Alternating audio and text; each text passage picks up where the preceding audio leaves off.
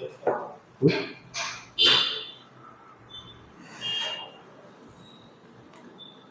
2 రోజుల క్రితం బంగ్లాదేశ్లో మన హిందూ సోదరుని అతి దారుణంగా, అతి కిరాతకంగా నడి రోడ్డు మీద చితకబాది చంపేసి రోడ్డు మీదనే నిప్పంటించడం జరిగింది.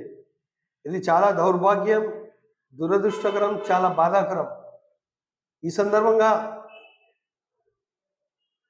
మన కేంద్ర ప్రభుత్వాన్ని, అలాగే మన భారతదేశ ప్రధానమంత్రి నరేంద్ర మోడీ గారికి విన్నవించేది ఏంటంటే,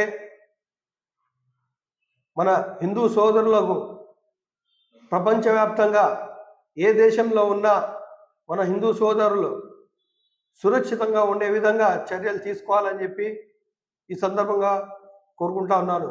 ఎందుకంటే ఇప్పటి వరకు బంగ్లాదేశ్లో జరిగిన ఈ సంఘటన గురించి మన ప్రధానమంత్రి కానీ, అలాగే విదేశాంగ మంత్రి కానీ ఏ ఒక్కరు కూడా దీని గురించి మాట్లాడకపోవడం చాలా దౌర్భాగ్యం.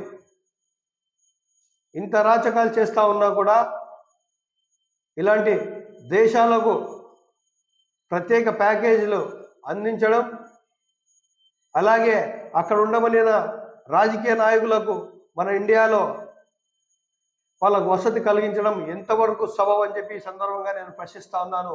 ఏది ఏమైనప్పటికీ కూడా ఇలాంటి సంఘటనలు జరగకుండా చూడడం దేశ ప్రధానమంత్రి గారి బాధ్యత అవుతుంది. వాళ్ళు ప్రతి ఒక్కరితో మాట్లాడి, ప్రతి దేశ ప్రతినిధులతో మాట్లాడి, భారతీయులు అలాగే హిందువులు కానీ, ముస్లింలు కానీ, క్రిస్టియన్స్ కానీ ఏ ఒక్కరికి కూడా ఇలాంటి దాడులు జరగకుండా నివారించే విధంగా చర్యలు తీసుకోవాలని చెప్పి ఈ సందర్భంగా కోరుకుంటా ఉన్నాను. మీరు కేవలం ప్రేక్షక పాత్ర వహిస్తూ ఉన్నారు. నరేంద్ర మోడీ గారు, బీజేపీ ప్రభుత్వం కేవలం ప్రేక్షక పాత్ర పోషిస్తూ ఉన్నారు. మన ఇండియాలో ముస్లిమ్స్ అంటే మైనారిటీలు, వాళ్ళ మీద అరాచకాలు చేసిన మౌనం వహిస్తారు.